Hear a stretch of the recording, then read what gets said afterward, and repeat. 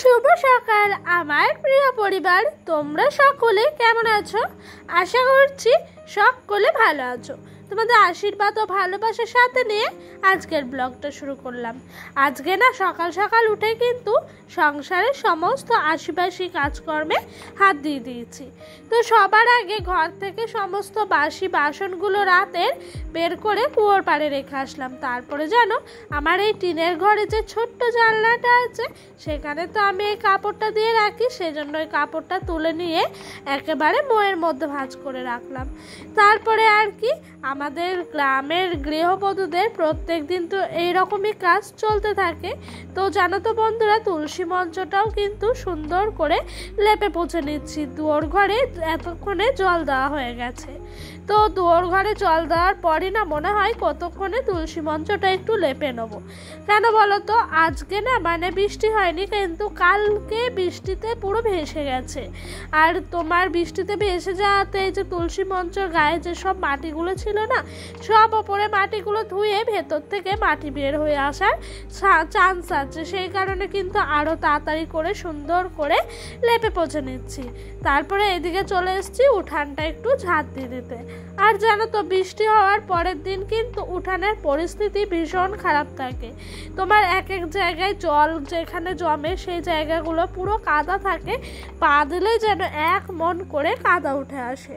তো এটা হয়েছে আমাদের ঘরের মাটির ঘরে পেছনে। জানো তো বন্ধুরা, এত কাদা, পা দিচ্ছি পা ঢুকে যাচ্ছে, কিন্তু কি করব, ঝাঁট দিয়ে আসলাম কোনো রকমে। আর কালকে রাতে যেসব বাসি বাসন ছিল সেগুলো কিন্তু এখন আমার মাজা হয়ে গেছে, এখন একটু ধুয়ে নিচ্ছি। আর ডোডো যেন এরই মাঝে ঘুম থেকে ওঠেনি, এখনো অবধি ঘুমোচ্ছে। কেন বলো তো, ঠান্ডা ঠান্ডা হালকা হালকা মেঘলা ওয়েদার পেয়েছে না, সেই কারণে কিন্তু ঘুমটা বেশ সুন্দর হচ্ছে। তো বন্ধুরা, কালকেকার জানো যে সমস্ত জামা কাপড়গুলো ছিল সেগুলো তো ধোয়াধুয়ি করেছি, কিন্তু আর কি জল ঝরে গেছে ঘরে মেলে দেওয়াতে, এখনো অবধি না শুকোয়নি, আর শুকনো হয়ে পড়ে রয়েছে। ডোডোর কিছু কাঁথা ছিল, তার সাথে আমার নাইটি, আরও দরকারি কিছু জামা কাপড়। তো সেগুলো না সকালে বাসি কাজ সমস্ত হওয়ার আগেই না সোজা চলে আসলাম এইদিকে দড়িটা একটু মেলে দিতে, যাতে হাওয়ায় একটু শুকিয়ে যায়। আর নাইটিটাও দেখেছো কতটা ভিজা, কালকে স্নান করে এই নাইটিটা কিন্তু আমি ছেড়েছিলাম। এত ভিজা, আজকে না রোদ না উঠলে কি যা হতো বলার নাই। সত্যি বলতে ছোট বাচ্চা থাকলে আর এরকম আমাদের মতো পরিস্থিতি হলে খুবই কষ্টকর জানো। কারণ কি বলতো, যেসব জামা কাপড়গুলো ধরো কালকেকার ছিল, আজকেও যদি বৃষ্টি হতো আরও জামা কাপড় জমা হতো, তারপরে আর ঘরে রেহাই থাকতো না জায়গা জামা কাপড় রাখার। এরই মাঝে ডোডোকে খাওয়াতে নিয়ে এসেছি। আমার সমস্ত বাসি কাজকর্ম শেষ হয়ে গেছে। তো আজকে ওকে সকালে সেরেল্যাক শেষ হয়ে যাওয়াতে একটু কর্নফ্লেক্স খাইয়ে দেবো। তো কর্নফ্লেক্সটা তো যেন আগের থেকে গুঁড়ো করে রেখেছি, কারণ কি বলতো, ডোডো যেন কর্নফ্লেক্স মানে শুকনো শুকনোগুলো খেতে পারে না, গোটা গোটাগুলো। ওকে যদি একটু পেস্ট করে এরকমভাবে খাওয়ানো হয় না, ও কিন্তু খেতেও ভীষণ ভালোবাসে আর তাড়াতাড়ি করে খাওয়া হয়ে যায়। আর দেখেছো কর্নফ্লেক্সটা দুধে দেওয়ার পর কত সুন্দর একটা কালার আসছে। আর জানো তো বন্ধুরা, এই কর্নফ্লেক্সের যে স্মেলটা বের হয় না, এটা কিন্তু আমার খুবই ভাল লাগে জানো। সত্যি বলতে ভীষণ ভাল লাগে আমার কর্নফ্লেক্স খেতে। এক এক সময় শুধু শুধুই খেয়ে ফেলি পাঁপড়ের মতো করে। ওকে খাইয়ে দিলাম। এইদিকে পয়লা বৈশাখের কিছু শনপাপড়ি ছিল, এটাই লাস্ট অবধি অবশিষ্ট পড়েছিল জানো ঘরে। তো আজকে সকালে ডোডোর পাপার খেয়ালিভাবে মনে পড়ে গেল যে ঘরে শনপাপড়ির প্যাকেট আছে একটা, তো বের করে সবাই দুটো দুটো করে নিল। আর লাস্টে আমাকেও কিন্তু ও দুটো শনপাপড়ি দিয়ে গেছে। তো আমি খেয়ে দিয়ে একেবারে কাজে লেগে গেছি, বিছানাটা তাড়াতাড়ি করে তুলে দিচ্ছি। ডোডো এতক্ষণে খেলা করছে জানো, ঘরের মধ্যে বসে বসে খেলছে। ও ভাবছে এই শনপাপড়ির কৌটোটার মধ্যে নাকি শনপাপড়ি আছে, কিন্তু এর মধ্যে তো শনপাপড়ি নেই জানো। তো এর মধ্যে ওই যে কালকে বলেছিলাম না, ডোডোর বাবা এক কাজে গেছিল, সেখান থেকে কুলের আচার নিয়ে এসেছিল, সেই কুলের আচার অবশিষ্ট একটু বেঁচে ছিল, সেটাই কিন্তু এই কৌটোটার মধ্যে রাখা ছিল। তো ওটাই বলছে মাম্মাম মাম্মাম, মানে খুলে দিতে বলছে জানো। তো খুলে আর দিইনি, হাত থেকে নিয়ে রেখে দিলাম। এদিকে বিছানা তোলা কমপ্লিট, মাছ ভাজতে এসেছি। আর কাটা মাছগুলো ডোডোর পাপা আজকে বাজার গেছিল, তো বাজার থেকে একেবারে কাটা রুই মাছ নিয়ে এসছে। সেরকম ভাবে বাড়িতে যে দাদা মাছ আনেন সেই দাদা না কিছুদিন হলো মাছ নিয়ে আসছে না, জানি না কি হয়েছে, না ভালো মাছ পাচ্ছে না সেই জন্য নাকি আনছে না। তো ওকে আমি বললাম ভালো মাছ যখন বাড়িতে পাওয়া যাচ্ছে না তাহলে সকাল সকাল একটু বাজারে যাও, বাজারে গেলে একটু ভালো টাটকা মাছ পাবে সেটাই নিয়ে আসো। তো ডোডোর পাপা সেই রকম আমার কথা শুনে নিয়ে এসছে। এর মধ্যে মাছগুলো কিন্তু আমার ভাজা হয়েই যাচ্ছে জানো। মাছগুলো ভাজতে ভাজতে চলো তোমাদের সুন্দর সুন্দর কিছু কমেন্টের উত্তর দেওয়া যাক। তো আমাকে মামি কমেন্ট করেছে, তুই অনেক লক্ষ্মী মেয়ে, অনেক ভালোবাসা গো মামি। খুব ভালো লাগলো সত্যি এত সুন্দর কমেন্টটা পড়ে। কথা বলতে বলতে এই যে রান্না করতে বসে দিয়েছি। আজকে ডোডোর পাপা বলছে সেরকম ভাবে কিছু রান্না করতে হবে না, বাজার থেকে মাছ নিয়ে এসেছি আর মূলো নিয়ে এসেছি। তো আমাকে বললো মূলো দিয়ে আলু দিয়ে মাছের ঝোল করতে, আর তোমার লাল শাক নিয়ে এসছে লাল শাকগুলো ভাজা করতে।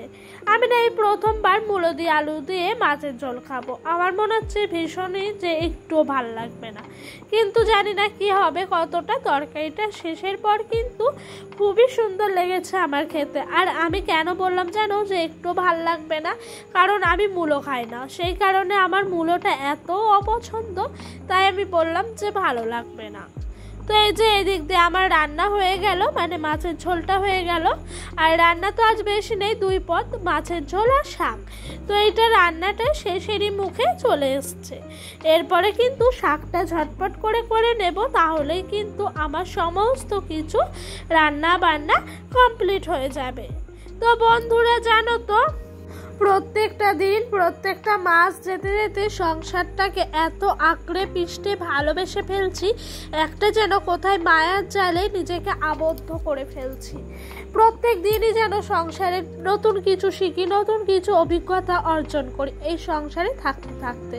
তাই যেন নিজের সংসারটাকে এত ভালোবেসে ফেলেছি না, সংসারের প্রতিটা কাজ করতে কষ্ট হয়, তবুও কিন্তু নিজের কষ্ট হলেও সমস্ত কাজ গুছিয়ে পরিপাটি ভাবে করার চেষ্টা করি। এই ধরো আমাদের গ্রামের গৃহবধূদের প্রত্যেক দিন কাঠের উনানে রান্না। এই কাঠের উনানে রান্নার পেছনেও কিন্তু প্রচুর খাটনি থাকে জানো। এই কড়াইয়ে সার্ফ ছাই দিতে হয়, তারপর কালি কড়াই তুলতে হয়, অনেক কাজ থাকে, উনুন লেপা পোছা কঞ্চি কাটা, এগুলো তো প্রত্যেক দিন নিত্যদিনের কাজ লেগেই রয়েছে। তাও মনে হয় যেন সংসারটাকে এতটাই ভালোবেসে ফেলেছি যে সংসারটার প্রতিটা কাজ আমার কাছে যেন একটা আনন্দের মনে হয়। আর জানো তো বন্ধুরা, নিজের সংসারটাকে যদি সোনার সংসার বানাতে চাও না, তাহলে এভাবে প্রত্যেক দিন প্রতিনিয়ত পরিশ্রম করলে না একদিন ঠিকই সোনার সংসার হয়, আমি মনে করি। আর জানো তো আমার এই টিনের মাটির ভাঙা ঘর আছে, তো সেই ঘরটাই না আমি প্রত্যেক দিন লেপা পুছে রাখার চেষ্টা করি। হয়তো সময়ের অভাবে ছোট ছেলে আছে সেই রকম ভাবে হয় না, তাও কিন্তু চেষ্টা করি। আর এইদিকে কিন্তু আমি রান্না বান্নাটা তাড়াতাড়ি শেষ হয়ে গেছে। ওই যে 2 পদ রান্না ছিল, সেই কারণে ভাবলাম একটু তোমার মাটির টিনের ভাঙা ঘরটাকে একটু নতুন ভাবে একটু লেপে নেবো। আর জানো বিয়ের আগে কাদা দেখলে বা তোমার গোবর দেখলে 10 হাত দূরে গিয়ে দাঁড়াতাম, আর সেই মেয়েটাই আজকে নিজে একেবারে কাদা গোবর দিয়ে প্রলেপ করার জন্য, মানে লেপার জন্য একটা গোলা তৈরি করছে। আর এই গোলাটা তৈরি করতে করতে আমি যেন সেই দিনগুলোর কথা ভাবছি যে সেই দিন যদি আমাকে কেউ দিত, তখন যে আমি কি করতাম আমি নিজেও জানি না। হয়তো আমাকে মেরে ফেললেও আমি গোবরে হাত দিতাম না। কিন্তু কি বলতো, প্রত্যেক দিন থাকতে থাকতে এই সংসারটার প্রতি যে মায়াটা হয়ে যাচ্ছে না, সেখান থেকেই কিন্তু একটা অভ্যাসে পরিণত হচ্ছে। আর এই যে কাল বৃষ্টি হয়েছে, বৃষ্টি হওয়াতে কিন্তু আমাদের এই টিনের ভাঙা মাটির ঘরটা না ছেড়ে যাচ্ছে। তাই আমি ভাবলাম যে এই জায়গাগুলো যদি আজকে একটু সুন্দর করে লেপে রাখি, তাহলে হয়তো এই ভাঙাটাকে আমি কমাতে পারবো। তো আমি জানো তো সুন্দর করে না প্রত্যেক দিন পরিষ্কার পরিচ্ছন্নভাবে সমস্ত কিছু রাখার চেষ্টা করি। আর আমি যেন আজকে বাইরেটা আগে ভালো করে লেপে নিলাম, কেন বলো তো, বৃষ্টি এলে না বাইরেটা আগে ধুয়ে দেয়। আর এই বাইরেটায় অনেক কাল বৃষ্টি হওয়াতে টিন থেকে জল পড়ে পড়ে অনেক জায়গায় গর্ত হয়েছে, তাই আগে গর্তগুলোকে মাটি দিয়ে ভরাট করে করে দেওয়ার পর কিন্তু আমি সুন্দর করে লেপে নিচ্ছিলাম। আর জানো তো এই মাটির ঘরটাকে না সত্যি বলতে অনেক অনেক ভালোবেসে ফেলেছি জানো। আর এই যে ল্যাপা পোছার পর যখন একটা সুন্দর রূপ দেয় সেই রূপটাকে দেখে যেন মুগ্ধ লাগে। আমি যেন নিজে এই সুন্দর করে ল্যাপা পোছার পর অনেকক্ষণ ধরে দাঁড়িয়ে দাঁড়িয়ে দেখি যে কত সুন্দরভাবে কত সুন্দর লাগছে জায়গাটা দেখতে। তো বন্ধুরা, তোমরা যারা যারা আমার ব্লগটা এখনো অবধি দেখলে তোমাদের অনেক অনেক ভালোবাসা।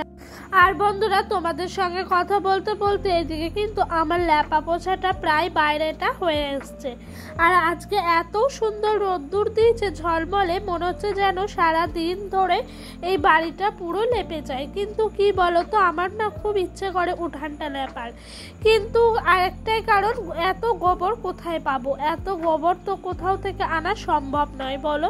তো এই যে গোবরটা দেখলে এটা পাশের বাড়ি থেকে নিয়ে এসেছিলাম ঘর লেপবো বলে। তো বন্ধুরা, এই দেখো আমার টিনের ভাঙা চোরা ঘর, এখান থেকে না সমস্ত বালতিগুলো আজকে একটু সরিয়ে রাখলাম। রাখার পর কিন্তু লেপে নিচ্ছি, তাতে জানো তো তাড়াতাড়ি হবে। প্রত্যেক দিন বালতিগুলো সরিয়ে নড়িয়ে লেপতাম তো আর দেরি হতো, বালতিগুলোর মধ্যেও না ভীষণ কাদা লেগে যেত। তাই আজ একেবারে সমস্ত কিছু ওই পারে রেখে এই পাটটা ভালো করে লেপতে চলে এসেছি। আর লেপার পর সত্যি বলতে আবারও বলছি, এত ভালো লাগে কি বলবো। আর জানো তো টিনের নিচ দিয়ে দিয়ে এটা পুরো ফাঁকা হয়ে গেছে, কিন্তু কিছু করার নাই, যতটা পারি যত্ন করে রাখার চেষ্টা করি। আর গ্যাসের তলাটাও না প্রত্যেক দিন মোছা দরকার, যেন মানে লেপে নেওয়া দরকার। কিন্তু ওই যে বললাম, সময়ের অভাবে আর প্রত্যেক দিন লেপা হয় না। তো বন্ধুরা, অনেক কথাই হলো, আজকের ব্লগটা না এই পর্যন্তই রাখছি। তোমাদের যদি আমার ব্লগটা ভালো লেগে থাকে অবশ্যই একটা লাইক একটা কমেন্ট করো। আর যদি আমার ব্লগটা তোমাদের আরো ভালো লেগে থাকে, চ্যানেলটি সাবস্ক্রাইব করে পাশে থাকা বেল নোটিফিকেশনটা অন করে দিও, আমার নিত্যদিনের ভিডিওগুলো তোমাদের কাছে সবার আগে পৌঁছে যাওয়ার জন্য। তো বন্ধুরা দেখো, এখন কিন্তু ল্যাপা পোছা শেষ পর্যায়ে এসে দাঁড়িয়েছে। তোমরা সবাই ভালো থেকো, সুস্থ থেকো, নিজেদের শরীরের খেয়াল রেখো। আবারও তোমাদের সঙ্গে দেখা হবে কোনো একটা নেক্সট ব্লগে। বাই।